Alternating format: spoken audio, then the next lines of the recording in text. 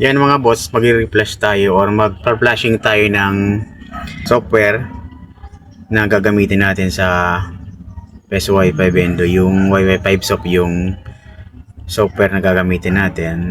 Yan, gumamit tayo ng card reader. Yung ganito, yung may OTG. Nakasalpak na yung SD card natin. Alis kunin nyo yung original SD card. Huwag kayong kukuha ng mga fake or mga local na SD card kasi magkukurap ako at kukurap din yung ano nyo, weekly lang o isang buwan pa lang corrupted na yan na ano nyo, na SD card nyo. Magre-reflash naman kayo. Ayan, then ano natin gagawin, punta tayo sa site ng Wi-Fi 5 soft.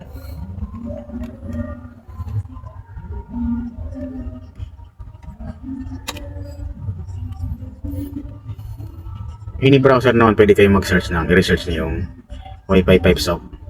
Kailangan ma-internet tayo. Then click natin tong sa unahan. Hanapin natin yung Bendo Image or IMG. Click lang natin yan. Yung pinakang latest version niya is nasa 90 siguro yun. 3.5 point. Ulit muna natin to. Pinakang latest version niya is 3.5 point. Ayan, 90. Ito yung pinakang latest RC4. Ito lang yung gagamitin natin, yung 3.5.90 RC3.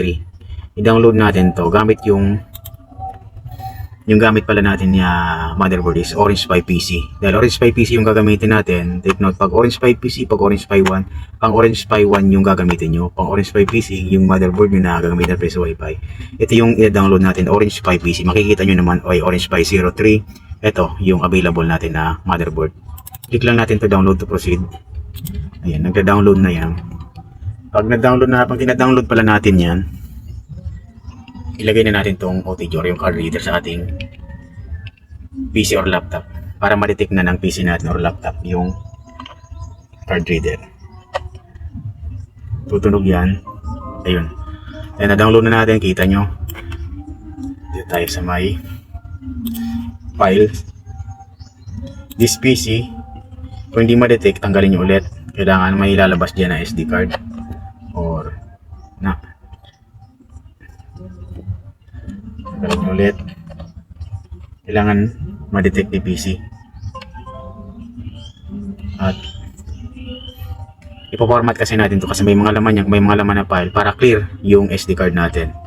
Ulitin natin, kailangan ma-format natin yung laman ng ating SD card. Yun, USB drive F.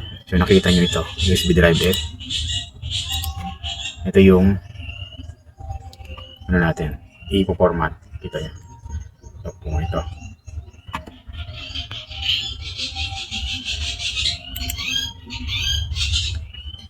Right click, format, then start format. Yan, clear na yan. Okay, close lang natin. Then punta tayo sa download. Ito yung Orange Pi PC. Right click, extract file here, extract to Orange Pi IMG, Orange Pi PC IMG. Click lang natin to extract. Ayan, ito yung gagamitin natin. Kita nyo itong parang folder na to. Ayan, so mga baguhan lang naman to. Ulitin ko mga boss, sa mga baguhan pa lang ito na hindi pa marunong mag-reflash or mag-flash, gamit kayo PC or laptop, pwede yan. Pwede din nga sa cellphone, pero mas mainam kung may PC or laptop kayo, mas madali. Yan, extracting na siya. So ayan, sundan nyo lang ito mga boss, pa-extract natin. And pag ganyan na, full demo to mga boss, para masundan nyo. Pag na-extract na natin yung image, balik na tayo dito, punta na tayo dito. Download pala kayo ng Balena HR. Ito yung gagamitin natin mga boss, itong Balena HR na to. Download nyo na lang sa site nila. Click natin. Ito kasi yung gagamitin natin para ma-flash yung gagawin natin na pang flasher. Flash file, hanapin natin yung sa download Orange Pi PC kasi ito yung in-extract natin. Hindi ito itong may folder na to. Click natin. Ayan. Click, ayan na, nakapasok na sa folder yung OS niya. Open. Kailangan magkulay color blue yan. Select. Ito yung pinormat natin na SD card. Na-select target na natin. Click natin. Ayan. Then select. O ganyan, flash na natin.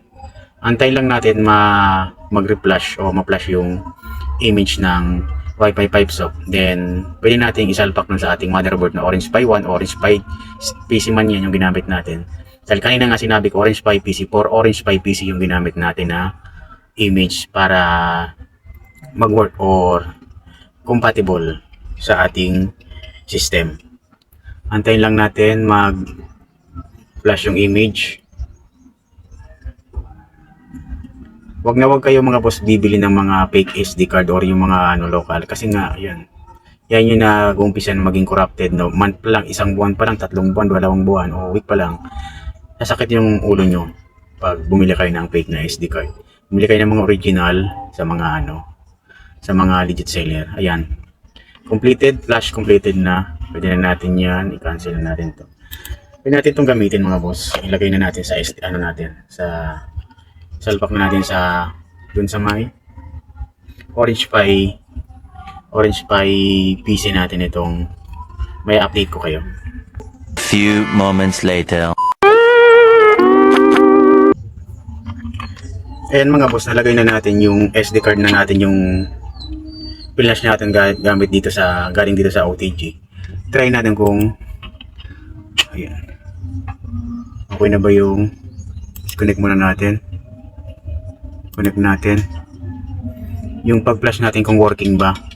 Kung hindi mag-work, ulit-ulitin lang mga boss. Ayan, nag-redirect siya sa ating portal. Ayan yung image natin. So, kung makikita nyo, 3.5.90. So, ilipat lang natin to. Papalitan na lang natin kasi nakasave na yung pangalan, no. 3.5.90. Kung nakikita nyo, ito na yung image na flash natin na latest version. Try natin.